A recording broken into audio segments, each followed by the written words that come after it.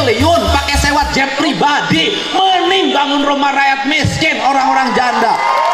Saya katakan bohong kalau orang mengatakan APBN-nya tidak mampu. Bohong saya katakan orang APBN-nya tidak mampu. APBN, APBD provinsi, APBD kabupaten digabung, selesai urusan kemiskinan. Boleh hitung dengan saya dan APBN-nya. Jadi yang bilang nggak mampu siapa? Yang takut kehilangan jatah proyeknya. Saya kagum sama Pak Darori. Begitu masuk saya lihat nasi dusnya rapi. Anda kagumi pemimpin seperti itu. Begitu dibuka saya langsung makan. Ini apa? Nasi bakar. Nasinya hari ini terbakar, besok hati kalian yang aku bakar. Seneng. Begitu masuk tendanya rapi.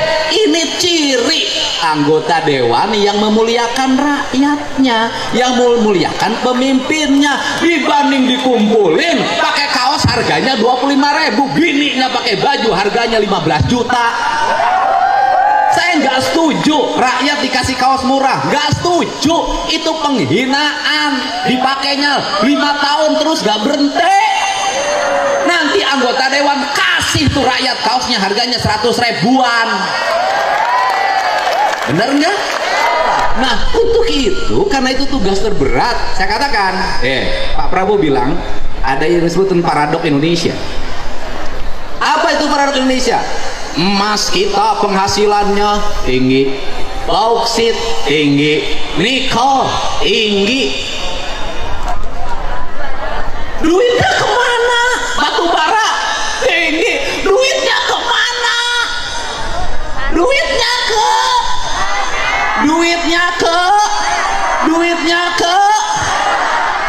di tempat nikelnya, infrastrukturnya banyak yang hancur. Di tempat batu baranya miskinnya banyak.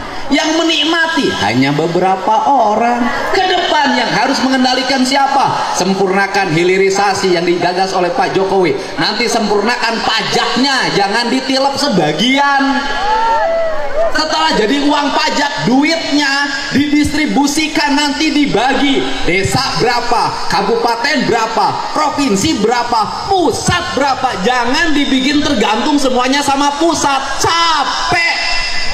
Mending kalau punya anggota DPR-nya baik kayak Pak Darori. Kalau enggak, ngemis sama pusat. Negara bukan punya pusat, negara adalah desa yang terhampar di seluruh Indonesia. Itulah pemilik saham terbesar negara.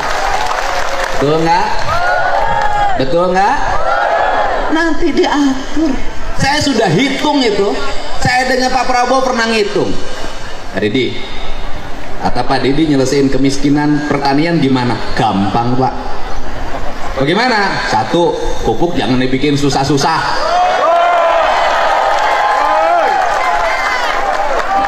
Ya jangan dibikin susah-susah. Bikin pupuk susah banget, aturannya banyak banget.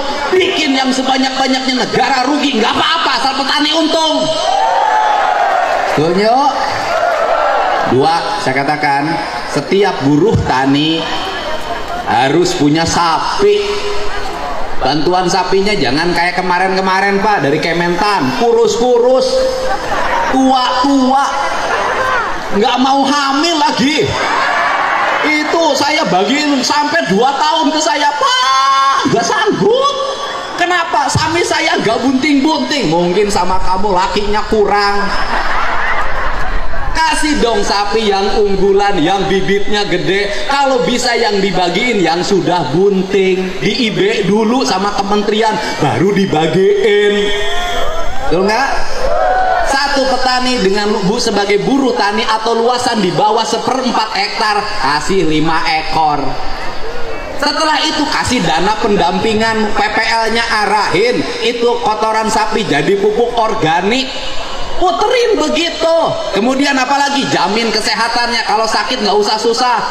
Bener rakyat pakai BPJS, bener, tapi banyak yang BPJS-nya nggak bisa bayar. Saya tuh kenapa kan dia ngomong gitu tiap hari? Aku ngurus yang begitu.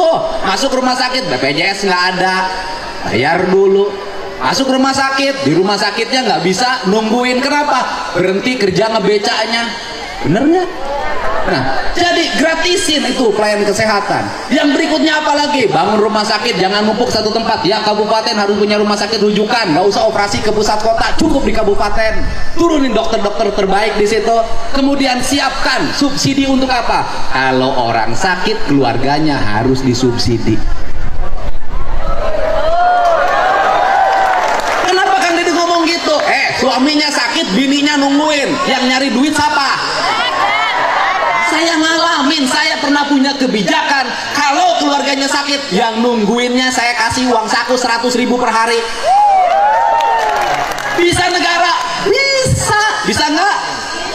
Bisa. Sekolah, bikin perguruan tinggi udah dirancang oleh Pak Prabowo kan, sekarang sudah ada politeknik di NTT, nanti terus begitu. Nah, kemudian kalau itu dilakukan, kemiskinan selesai. Orang miskin karena sakit, rumah sakitnya mahal. Benar gak? Orang kaya penghasilan 20 juta kena cuci darah jadi miskin. Benar gak? Benar gak? Ini problem. Terus kemudian infrastrukturnya benerin yang berkualitas di desa-desa. Jangan jalan dibangun sekarang, besok sudah rusak lagi. Bangun irigasi yang bener, jangan bilang 60 cm, dibangunnya 30 cm, diakal-akalin. Ini benerin semua. Terus yang berikutnya, negara tegas, termasuk